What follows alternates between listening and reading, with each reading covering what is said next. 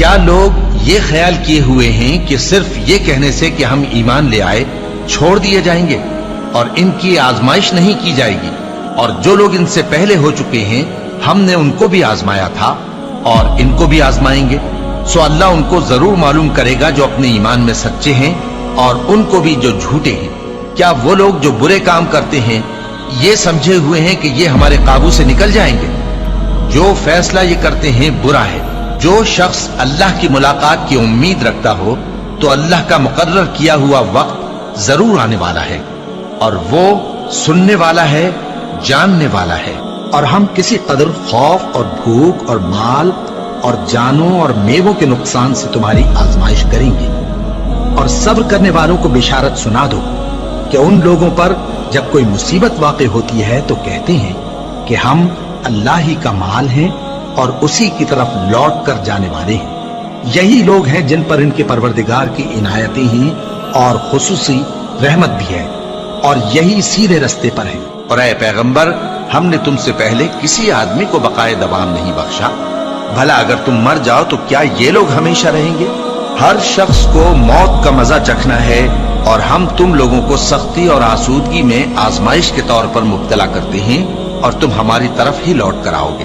کوئی مصیبت زمین میں اور خود تم پر نہیں پڑتی مگر بیشتر اس کے کہ ہم اس کو پیدا کریں ایک کتاب میں لکھی ہوئی ہوتی ہے، اور یہ کام اللہ کو آسان ہے، تاکہ جو فائدہ تمہیں حاصل نہ ہو سکا اس کا غم نہ کھایا کرو، اور جو تم کو اس نے دیا ہو اس پر اترایا نہ کرو۔ اور اللہ کسی اترانے اور شیخی بگاڑنے والے کو دوست نہیں رکھتا، اور ہم نے تمہیں ایک دوسرے کے لیے آزمائش بنایا، کیا تم لوگ صبر کرو گے؟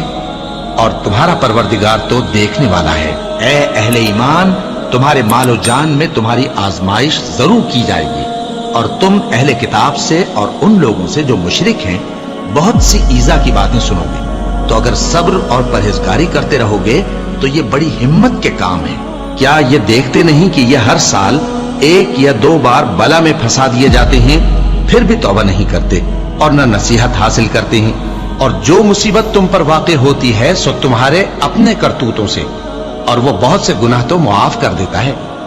اور تم زمین میں اللہ کو عاجز نہیں کر سکتے، اور اللہ کے سوا نہ تمہارا کوئی دوست ہے اور نہ مددگار۔ کیا تم یہ خیال کرتے ہو کہ یوں ہی بہشت میں داخل ہو جاؤ گے؟